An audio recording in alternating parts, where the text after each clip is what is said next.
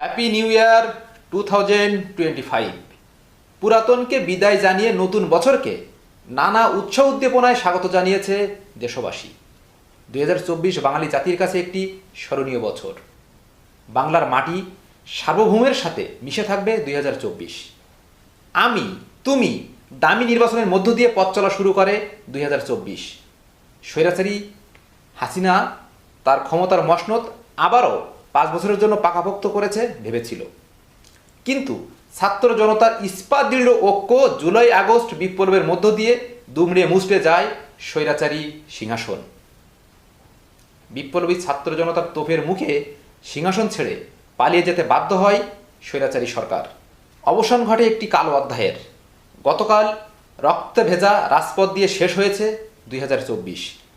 বৈষম্য বিরোধী ছাত্র আন্দোলন এবং জাতীয় নাগরিক কমিটির উদ্যোগে জাতীয় শহীদ মিনারে মার্চ ফর ইউনিটি কর্মসূচি ঘোষণা করা হয়। সেই কর্মসূচিতে যোগদানের জন্য খুলনা থেকে একটি বাস বহর ঢাকা অভিমুখে যাত্রা শুরু করে। গাড়ি বহর যখন বাগেরহাট মোল্লারহাটে পৌঁছায়, তখন পরিকল্পিতভাবে নেক্কারজনক হামলা চালানো হয় বিপ্লবী ছাত্র জনতার উপরে। ঘটনার সূত্রপাত ইমাদ পরিবহন থেকে। ইমাদ পরিবহনের একটি বাস মার্চ ফর ইউনিটিতে যোগদানের বাসবহরে ধাক্কা দেয়। পরবর্তীতে বাসে কোনো ক্ষয়ক্ষতি হয়েছে কিনা জানার জন্য আজম খান কমার্স কলেজের শিক্ষার্থী রাফসান বাস থেকে নেমে আসে মাত্রই ইমাদ পরিবহনের গুন্ডাপান্ডা বাহিনী হামলে পড়ে রাফসানের উপরে। রাফসানকে বাঁচানোর জন্য তার সহযোদ্ধারা এগিয়ে আসলে তাদের উপরেও হামলা চালানো হয়। পরে বিক্ষুব্ধ ছাত্র জনতা সড়ক অবরোধ করে স্লোগান দিতে থাকেন।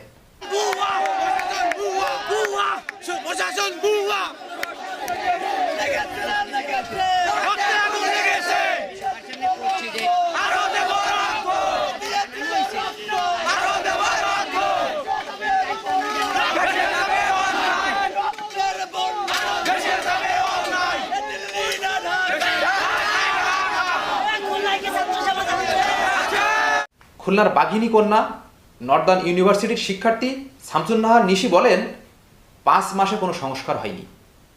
বাজারের টাকা কমাতে হবে না, আলুর দাম কমাতে হবে না, আগে আমাদের জানের নিরাপত্তা নিশ্চিত করতে হবে। 40টা বাস ভর্তি 1000-এর উপরে ছাত্র প্রতিনিধি সহ নাগরিক কমিটির প্রতিনিধিরা আমরা সকলেই ঢাকার জন্য রওনা দিচ্ছিলাম। তো গোপালগঞ্জের মুখে ঢুকতে না ঢুকতে আমাদের পরে অ্যাটেম্পট টু মার্ডারের অ্যাটাক করে। আপনাদের সকলের কাছে আমি রিকোয়েস্ট করব, আপনারা এই প্রশাসন দিয়ে আমাদের কোনো কাজ হবে না, এটা আমরা খুব ভালো করে বুঝতে পারছি।